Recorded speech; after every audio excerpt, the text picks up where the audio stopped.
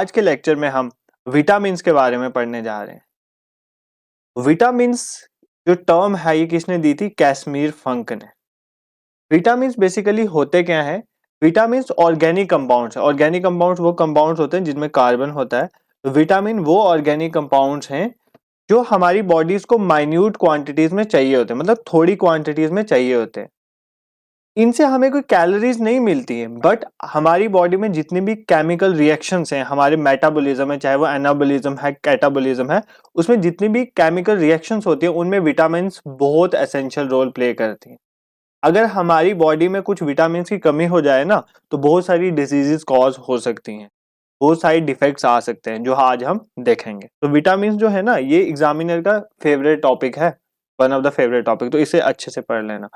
तो विटामिन दो तरह की होती हैं, एक होती है वाटर सॉल्युबल जो पानी में डिजोल्व होती है, और एक होती है फैट सॉल्युबल। तो वाटर सॉल्युबल कौन सी होती है? ए, विटामिन डी, ई और के। इसको आप कीड़ा वर्ड से याद रख सकते हो, के ई डी ए कीड़ा।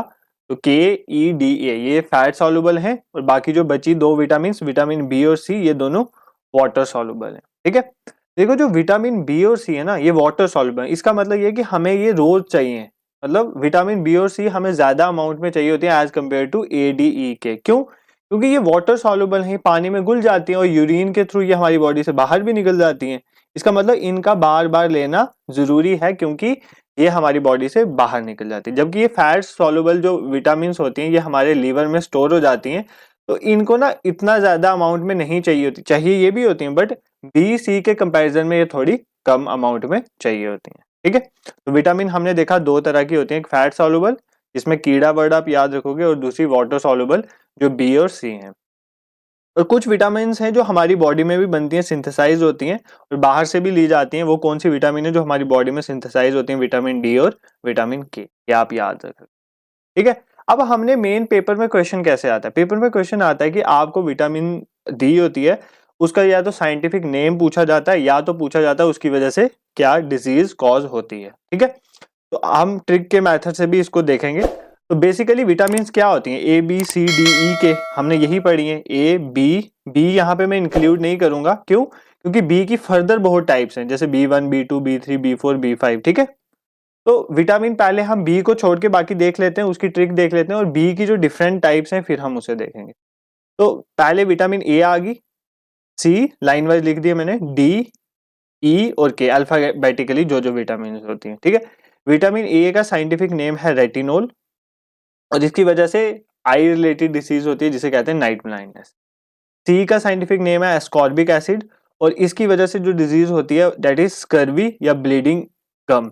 स्कर्वी बेसिकली ये डिजीज होती है जिस डिजीज में वीकनेस कॉज हो जाती है और हमारे गम से ब्लीडिंग होना स्टार्ट हो जाता है। तो ये किसकी डेफिशिएंसी से होती है? जब हमारी बॉडी में प्रॉपर विटामिन सी हमें नहीं मिल रही। अगर विटामिन डी की बात करें तो इसका साइंटिफिक नेम होता है कैल्सीफिरोल, और अगर इसकी डेफिशिएंसी हो जाती है तो डिजीजेस होती है रिकेट्स चिल्ड्रन में होती है, और ऑस्टियोमलेशिया एडल्ट्स में होती है। बेसिकली ये जो डिजीज होती है ना, रिकेट या ऑस्टियोमलेशिया, इसमें क्या होता है? हमारी बोन्स बहुत सॉफ्ट हो जाती हैं। इस केस में क्या हो जाती है? Softening of bones. तो ये डिजीज बेसिकली इसमें सॉफ्टनिंग ऑफ बोन्स हो जाती है। विटामिन ई का नाम है, साइंटिफिक नेम है टोकोफिरोल, और इसकी वजह से क्या होता है? स्टेरिलिटी या इनफर्टिलिटी, मतलब हमारी फर्टिलिटी कम हो जाती है, रिप्रोडक्टिव कैपेसिटी कम हो जाती है। तो वो किसके डेफिशिएंसी होता है? विटामिन ई, और विटामिन ई का नेम है टोकोफिरोल।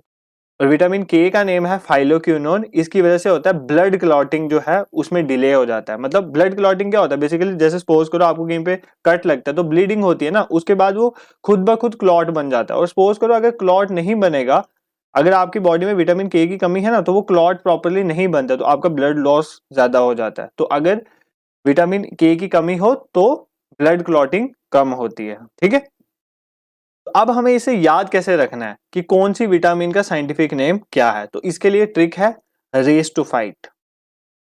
ठीक है, आपने ट्रिक याद रखनी है, रेस टू फाइट। तो रेस टू फाइट से हम कैसे याद रखेंगे? विटामिन ए की बात करें तो रेस टू फाइट सबसे पहले आर फॉर रेटिनोल। ठीक है, सेकंड नंबर से ए फॉर एस्कॉर्बिक एसिड, फिर सी फॉर कैल्सीफिरोल। ठीक है, सी फॉर कैल्सीफिरोल हो गया। फिर टू से आप याद रखोगे टोकोफिरोल, और फाइट से आप याद रखोगे फाइलोक्विनोन। ठीक है, फाइट फाइलो, तो ये सेम मिलता जुलता वर्ड है।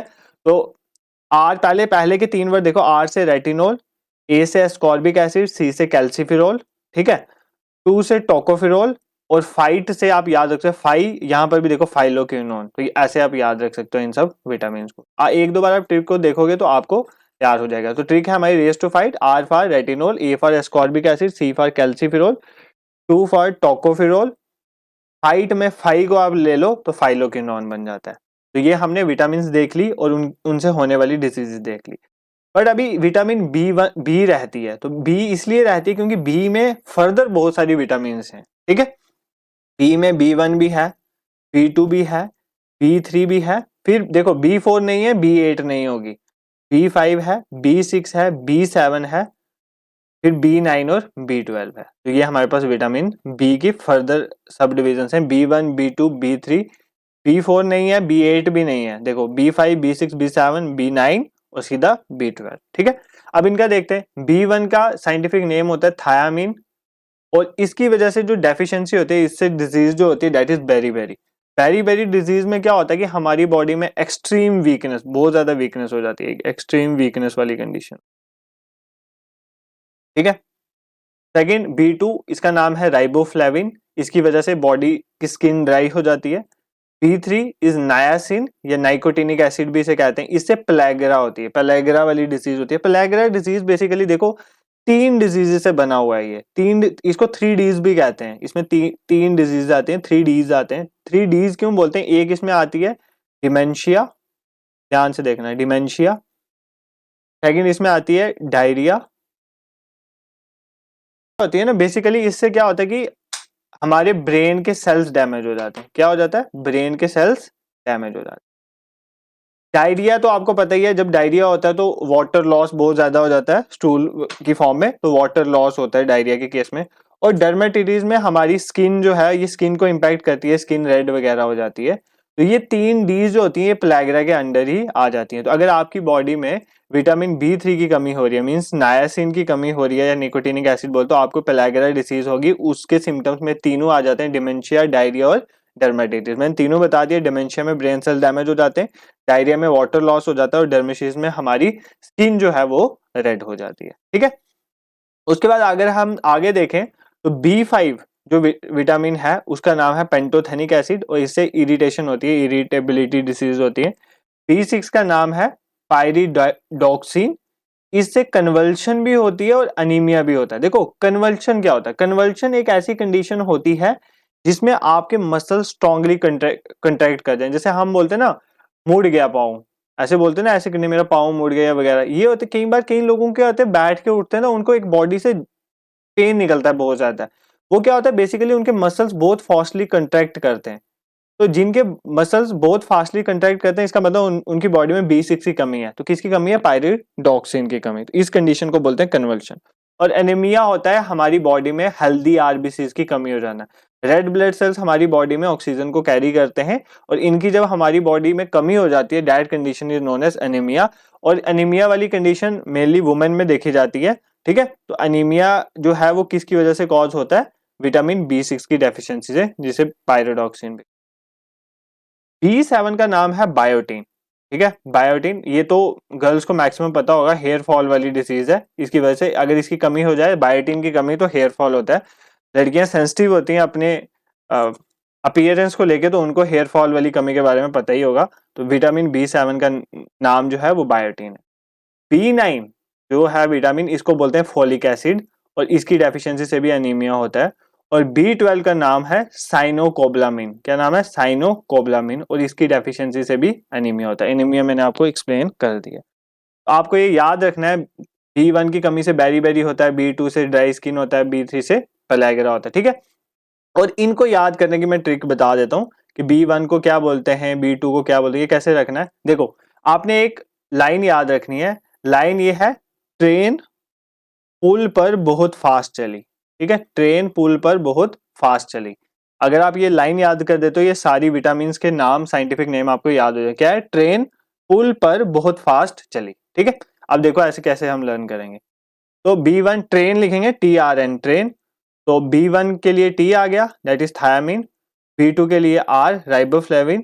और N फॉर नायसिन या नाइकोटिनिक एसिड। तो ट्रेन हो गया complete, T for thiamine, R for riboflavin, N for niacin. ठीक है, अब आ गया पुल पर। पुल से आप पेंटोथेनिक एसिड याद रखोगे, पर से पायरोडॉक्सिन।